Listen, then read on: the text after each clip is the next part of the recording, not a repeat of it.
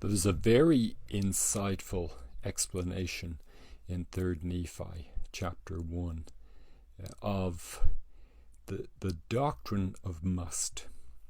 Now, what I mean by that doctrine is the idea that something must come to pass, something must happen in the plan of God. And in this scenario in 3rd Nephi, we know that the believers were being persecuted. The signs that Samuel the Lamanite had given were soon to be fulfilled. But the believers were being persecuted by the unbelievers. The unbelievers didn't want there to be a Christ. They didn't want the signs to be fulfilled. In actual fact, they'd laid a plan of destruction and had said to the people, the righteous believers, if the signs don't come to pass by this particular time, then you are going to lose your lives. So that was a very serious threat. And this was a plan of destruction. Very interesting how the wicked were engaging in a plan of destruction when God engages in a plan of life, a plan of happiness, a plan of growth, a plan of development. The wicked were engaging in the opposite, which is a plan to kill, a plan to murder. And they were going to murder good, righteous people. But then, of course, the signs started to be fulfilled, and the wicked people started to worry. They started to really get nervous. In fact, we're told this in 16 of 3rd Nephi chapter 1, verse 16. And there were many who had not believed the words of the prophets, who fell to the earth and became as if they were dead. For they knew that the great plan of destruction which they had laid for those who believed in the words of the prophets had been frustrated. For the sign which had been given was already at hand. So that is to say that their plan of destruction was frustrated. It was overturned. It was going to come to naught. The righteous were not going to be killed. And then verse 17 uses this very insightful phrase, and they began to know that the Son of God must shortly appear. And they all fell to the earth, all the people. And it's really interesting to me because they began to know that the Savior must shortly appear. That phraseology is interesting. It doesn't indicate that the Savior might come or should come or hopefully would come. It talks in terms of must. But this was a definite. This was an absolute. This was a certainty. As I've reflected on that idea that the Savior comes at that very last moment when the people are in treachery, the sign is fulfilled, and he would be born into the world. It's interesting to me, this idea of must, what I call the doctrine of must.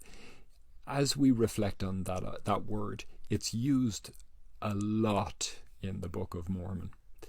It's used far more times than is immediately obvious. As I've studied and read the Book of Mormon carefully, I've realized that word must is used very frequently, and it's used very authoritatively.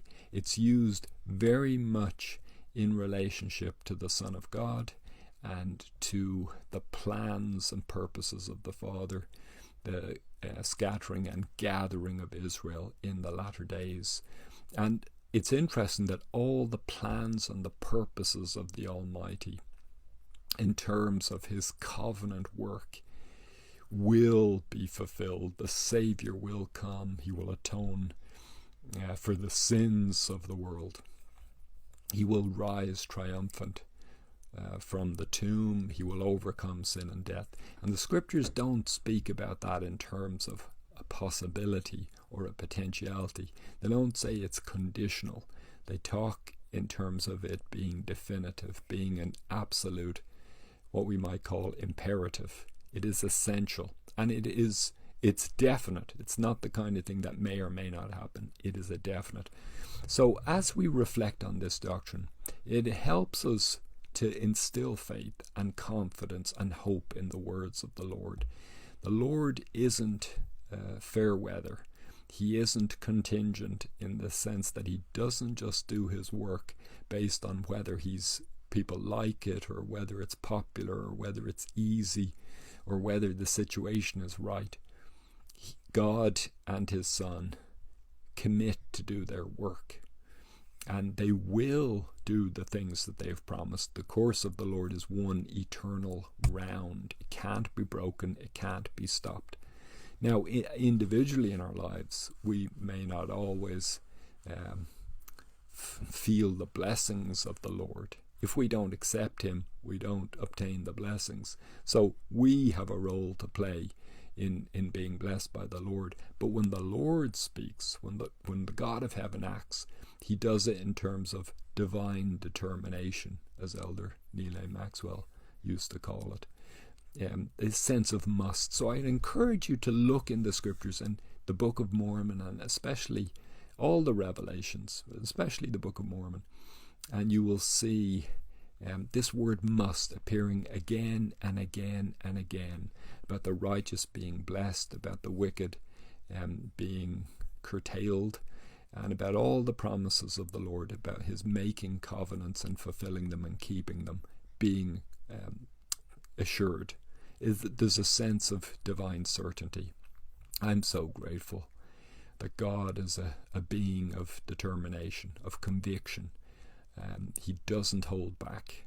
He doesn't. His word is his bond. He will do what he says. And I think that's really important in this day and age, in particular, when faith is under attack, when faith is deeply challenged, when there are many who would like to see the life of faith and the life of religion be banished into oblivion. That won't happen, especially when it comes to the true and living God and his covenants and ordinances, his gospel plan. He will not be derailed. He will bring about his purposes. How grateful I am to know of his marvelous, majestic purposes will be fulfilled.